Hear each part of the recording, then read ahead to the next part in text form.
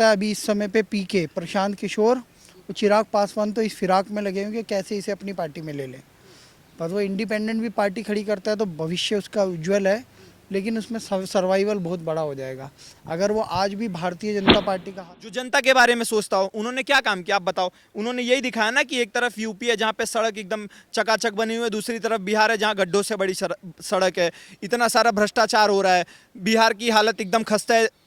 आप कभी भी न्यूज़ खोल के देख लीजिए, जब से एनडीए टूटी है तब से एक ना एक खबर आएगी, कहीं मोबाइल टावर चोरी हो गया, कहीं रेलवे की पटरी चोरी हो गई, कहीं इंजन चोरी हो गया, कहीं बोगी चोरी हो गया। तो ये तो हाल हो गया है। तो यही सब चीज़ दिखाने का काम किया मनीष कश्यप ने। तो 9वीं फेल के पेट में दर्द। मनीष कश्यप पे एनएसए नहीं लगा है।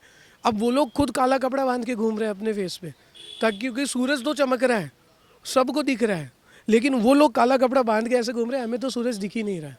वो अंधे हो चुके हैं, उनको वो दिखता नहीं है, पूरी दुनिया को दिख रहा है, बस उन्हें ही नहीं दिखता कहीं ना कहीं। और मनीष कश्यप की बात करें सर, आज मैं बिहारी भाइयों से ये बोलना चाहूँगा, बिहार के भाइयों से मेरे, कि जिस चेहरे की उन्हें तलाश थी, जो उनके लिए वाले क्या चाहते हैं, इसी के तहत हम चर्चा लगातार बढ़ाते रहे और आज भी प्रक्रिया हमारी यही है। आइए जानने की कोशिश करते हैं और जुड़ने की कोशिश करते हैं। सर आपका बहुत बहुत स्वागत है। धन्यवाद। क्या कहेंगे? यही कहूँगा कि एक फौजी का बेटा एक तो देशद्रोही नहीं हो सकता, और दूसरा उसने हमेशा बिहार के लोगों की ही आवाज़ उठाई है।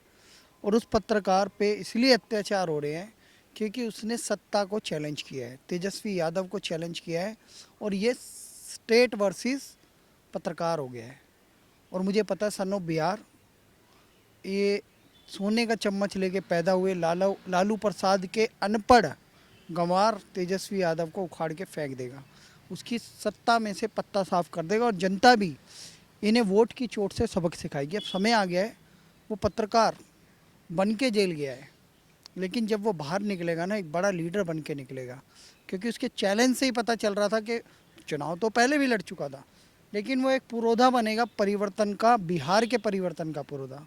बिहार हमेशा क्रांति की भूमि रही है, जेपी वहाँ से निकले, सिंहासन खाली करो के जनता आती है। वो जेल में रहेंगे तो लोग उनके बारे में 2 दिन 3 दिन चर्चा करेंगे, उसके बाद भूल जाएंगे, तो ये एक इतिहास बन जाएंगे।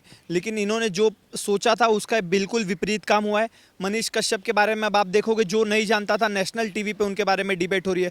हर एक छोटे से लेके बड़ा इंसान मनीष कश्यप को जानने लग गया है। मनीष कश्यप क्या थे, इसके पहले मुझे नहीं पता था मनीष कश्यप कौन थे।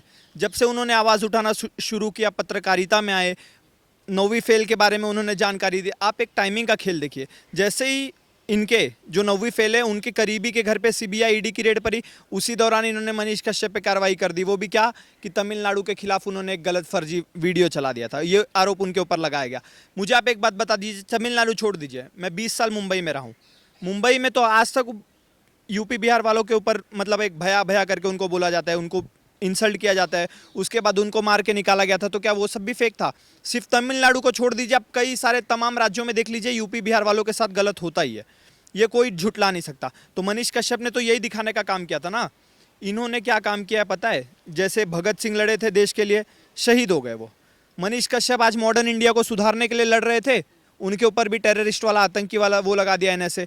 तो जिस तरीके से भगत सिंह आज तक लोगों के दिलों में जिंदा है, उसी तरीके से हम मनीष कश्यप को भी जिंदा रखेंगे। हर घर से एक मनीष कश्यप निकलेगा। तुम कितनों को बंद करोगे बताओ? अभी तुमने आज इनको बंद किया, उन्होंने तो बोला भी है ना 180 दिन के अंदर तुम्हारी सरकार गिरा दूंगा जेल से छूट के। मैं बोलता हूँ 180 दिन बहुत ज़्यादा टाइम उन्होंने बता दिया। जैसे ही मनीष कश्यप छूट के आए, अब मैं इसी जगह पे बोल रहा हूँ, 90 दिन के अंदर इनकी सरकार गिर जाएगी। और मनीष कश्यप ना, चलो मैं मानता हूँ मुख्यमंत्री नहीं बनेंगे, क्योंकि मुख्यमंत्री के उनसे भी बहुत ज़्यादा एक्सपीरियंस जो पॉलिटिक्स में है वो तमाम चेहरे पड़े हैं, जैसे सम्राट चौधरी हो गए, चिराग पासवान हो गए। लेकिन कहीं ना कहीं उनमें इनकी मनीष कश्यप जी की भागीदारी आवश्यक होगी।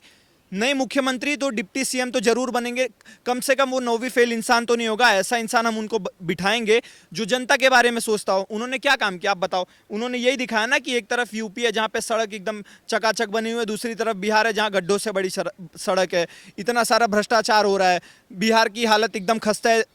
आप कभी भी न्यूज़ खोल के देख लीजिए, जब से एनडीए टूटी है तब से एक ना एक खबर आएगी, कहीं मोबाइल टावर चोरी हो गया, कहीं रेलवे की पटरी चोरी हो गई, कहीं इंजन चोरी हो गया, कहीं बोगी चोरी हो गया। तो ये तो हाल हो गया है। तो यही सब चीज़ दिखाने का काम किया मनीष कश्यप ने। तो 9वीं फेल के पेट में दर्द होने लग गया कि यार मैं 9वीं फेल हूँ, ऐसा ना हो मेरी पोल पट्टी खोल के रख दे मनीष कश्यप, मेरा पूरा पॉलिटिकल करियर बर्बाद हो जाए। वही उसी के डर के वजह से इन्होंने कुछ ना कुछ फर्जी वीडियो, अब इनको पता चल गया कि ये फर्जी वीडियो है तो उसके खिलाफ केस कर दिया, जबकि मनीष कश्यप ने सबके सामने सरेआम आके माफ़ी भी मांग ली। तब अब इनको पता चल गया कि माफ़ी मांग ली, अब तो इनको छोड़ना पड़ेगा। तो उनके अकाउंट में क्या ये 41 लाख रुपीज़ था, अब उसको लेके इन्होंने एक नया प्रोपोगेंडा शुरू कर दिया, फेक है, फर्जी है। आप एक बात बताओ, अगर इतना ही फर्जी होता तो कोई अपने अकाउंट में रखता? काला धन तो कोई अपने अकाउंट में रखता नहीं। जिस तरीके से इन्होंने खुद नहीं रखा है, यहाँ कोठी खरीद ली, वहाँ कोठी खरीद ली, दारू की दुकान खोल दी, उसके नाम से तीसरे थर्ड पार्टी के नाम से पैसे रख दिए। तो जिस तरीके से इन्होंने प्रोपोगेंडा किया, इनके बाप भी चारा चोर, ये भी एक तरीके से वही चारा खा के अभी तक बड़े हुए हैं और अब लोगों का धन खा रहे हैं, लोगों का खून पी रहे हैं। यही सब मनीष कश्यप ने दिखाया, जिसकी सजा उनको मिली। तो सजा जब उन्होंने काट ली ना, तो वो सजा जो उन्होंने काटी वो गलत हुआ उनके साथ, तो उसी का हम हर्जाना भरेंगे, उसी चीज़ की भरपाई करेंगे, उनको सीएम या डिप्टी सीएम बना के। तो आपको क्या लगता है कि जिस तरीके से आपने बताया कि लोग उनके समर्थक बढ़ रहे हैं, अब टावर की आपने बात कर दी, टावर पे अभी रिसेंट में 2 दिन पीछे उनके एक समर्थक ने वहां से चढ़ के और मनीष भैया जिंदाबाद के नारे भी लगा रहे हैं, उस पर भी लोगों को दिक्कत हो रही है, लोकप्रियता बढ़ने पे। दिक्कत नहीं होगी। ये इनके तेजस्वी यादव के मुश्किल से 1 मिलियन 2 मिलियन फॉलोअर होंगे ना। मनीष कश्यप उतने फॉलोअर अपने जेब में लेके घूमता है। उसके यूट्यूब पे 7 मिलियन 8 मिलियन फॉलोअर है, उसके इंस्टाग्राम पे देख लीजिए कितने फॉलोअर।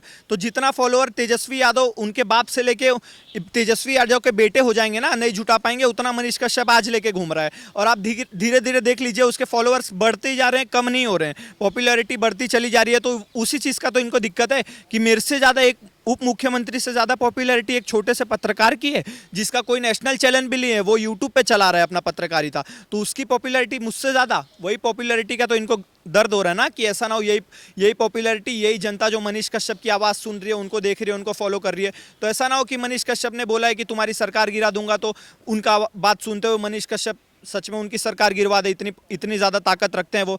और तुम 41 लाख 42 लाख रुपए के लिए तुमने उनके ऊपर केस कर दिया। अरे वो चाहे तो अभी एक फ़ोन करेंगे, 5 मिनट के अंदर करोड़ों रुपए उनके पास आ जाएंगे। तो उन्होंने तो ऐसा नहीं किया ना, चाहते तो आराम से आ जाते, लेकिन नहीं आए ना। क्यों? कहीं ना कहीं ईमानदारी भरी हुई है उनके अंदर। अब इनके तरीके भ्रष्टाचार तो है नहीं, तो डरो मत, वही फॉलोअर तुम्हारी सरकार गिराने का काम करेंगे। तुम जो भी जितना दिन रख सकते हो, 10 दिन 5 दिन मनीष कश्यप को रख के वही गद्दी का आनंद उठा लो। जैसे मनीष कश्यप आए ना, तब तुम मनीष कश्यप के चरणों में दंडवत करते दिखोगे कि मेरे तरफ से बोल दो, 2 शब्द बोल दो, मैं माफ़ी मांगता हूँ, मेरे लिए भीख मांग लो, यही करेंगे वो। परिवार के लोग बहुत परेशान है, क्या लगता है आपको कि कब तक उनको न्याय मिल पाएगा? प्रयास तो जारी है। आप जैसे पत्रकार हमारी बात पहुंचा रहे हैं दुनिया तक, ऐसे तमाम लोगों से पहुंचा रहे हैं। बहुत सारे पत्रकार काम कर रहे हैं, जज भी कहीं ना कहीं बात सुन रहे हैं, सुनवाई भी चल रही है सुप्रीम कोर्ट में। बहुत जल्दी से जल्दी इनकी रिहाई हो जाएगी। वैसे भी कोई स्ट्रॉन्ग केस तो है नहीं, इन्होंने कोई आतंकी काम तो किया नहीं जिस तरीके से इनके ऊपर काला कपड़ा डाल के ले जाएगा।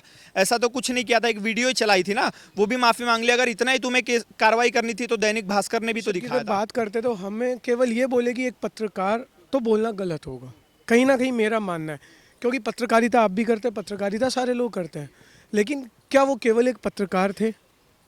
उन्होंने पत्रकारिता नहीं, उन्होंने एक पत्रकारिता को नया आयाम दिया, जो शायद आज के ज़माने के पत्रकार भूल गए थे कि पत्रकारिता होती है सामाजिक। ये किसी जाति या विशेष धर्म से नहीं होती। सामाजिक बोलने का मतलब है कि भारत एक सामाजिक देश है, सब मिलजुल के चलते हैं। तो आज मनीष कश्यप शायद वो काम करते थे जो शायद किसी गली का पार्षद जिस एक पार्षद को करना चाहिए था। उसके घर रोड टूटी हुई है गली में, तो वो पार्षद या करे ना करे, मनीष कश्यप जाके वहाँ रिपोर्टिंग करता था और अगले दिन वहाँ पे रोड बनाते हुए दिख जाता था। तो कहीं ना कहीं हमें ये नहीं मानना चाहिए, मनीष कश्यप के पास जो सपोर्ट है वो